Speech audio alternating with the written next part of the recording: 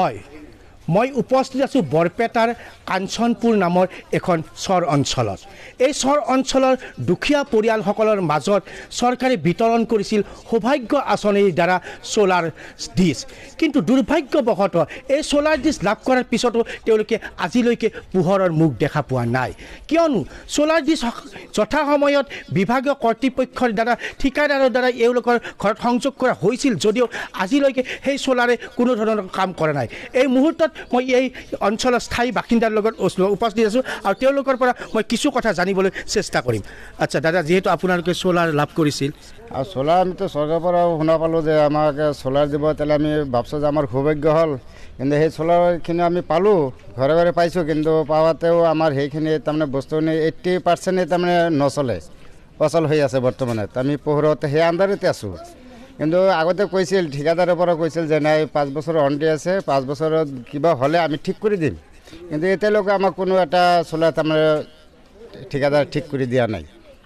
লগোৱাৰ কিমান দিন পিছত বিয়া হৈছিল? লগোৱাৰ ধৰকচোন আপোনাৰ 3 মাহৰ পিছতো হৈছে, 2 মাহৰ পিছতো হৈছে, বা 4 মাহৰ পাছতো হৈছে, এনে 1 মাহ পাছতো হৈছে।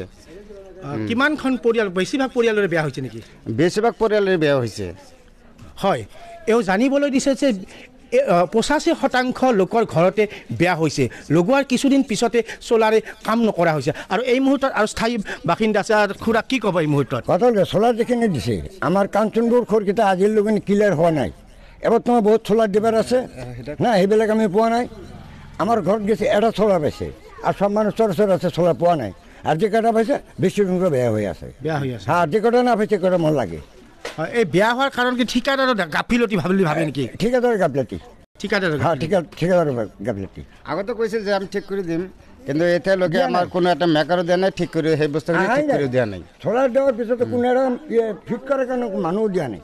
হয়, এই মুহূৰ্তত স্থানীয় ৰাইজৰ অভিমত যে ছ'লাৰ ঠিক কৰাৰ কাৰণে এতিয়ালৈকে কোনো বিভাগীয় মানুহ এতিয়ালৈকে আহি পোৱা নাই আৰু বেছি সংখ্যক লোকৰ ঘৰতে ছ'লাৰ ছিষ্টেম বহোৱা হৈছিল যদিও ঠিকাদাৰৰ গাফিলতিৰ বাবে এইসকল লোকে পোহৰৰ পৰা বঞ্চিত হৈছে বুলি তেওঁলোকে অভিমত দাখিল কৰিছে।